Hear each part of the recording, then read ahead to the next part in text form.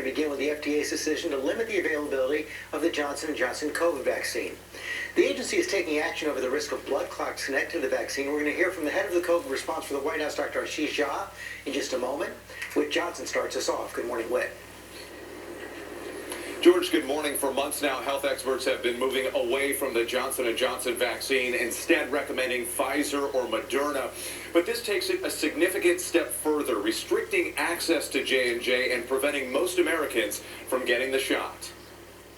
This morning, the FDA limiting the use of the Johnson & Johnson single-shot vaccine following an investigation into reports of rare blood clots. Federal health experts saying there are safer options, and now only those 18 and older who don't have access to a Pfizer or Moderna vaccine or won't take them can still get J&J. If you had the J&J shot a long time ago, there's no cause for panic.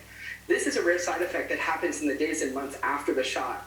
But even with that small risk, it meant that the FDA would acknowledge that. Overnight, GMA spoke with Emma Berkey, who was 18 when she got the J&J vaccine. So just one shot is quick, and I just never in a million years imagined something like this happening. A week after receiving the shot, Emma says her life has never been the same. 13 months ago, I was hospitalized for about 4 months as a result of having brain bleeds, blood clots, 4 strokes, 3 brain surgeries. This as COVID infections are again on the rise, and at least 35 states seeing an increase in hospital admissions. Health officials also reporting more people are turning to the drug Paxlovid to fight COVID. Its use up tenfold in recent weeks. But among patients who took the pills, scientists are now investigating some reports of a relapse in COVID symptoms.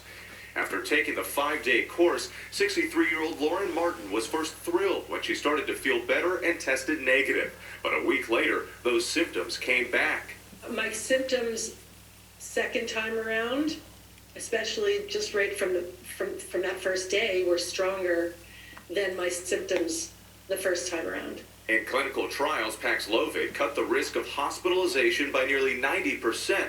Despite some reports of relapse, many health experts still confident in the drug's benefits. Now back to the J&J vaccine. Of the 17 million Americans who got the shot, 9 people have died. And while health experts are saying that this is very serious but rare, the point they're trying to emphasize is that this vaccine is not as safe or effective as the other 2 that are offered in the U.S. George?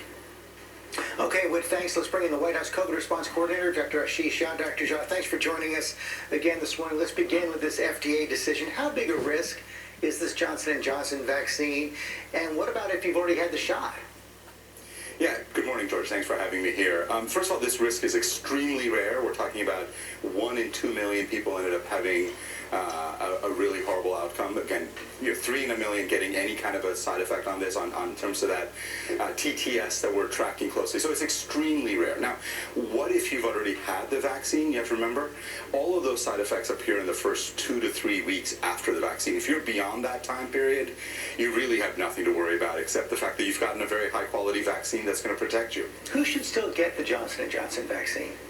Well, so, what FDA is saying is at this point, even though this is extremely rare, the bottom line is there are other options. We have Moderna and Pfizer, both of which don't have this rare side effect. So they're recommending strongly that everybody else, that people get those instead. But if you have a problem with one of those 2 vaccines, then Johnson & Johnson is still an option for you.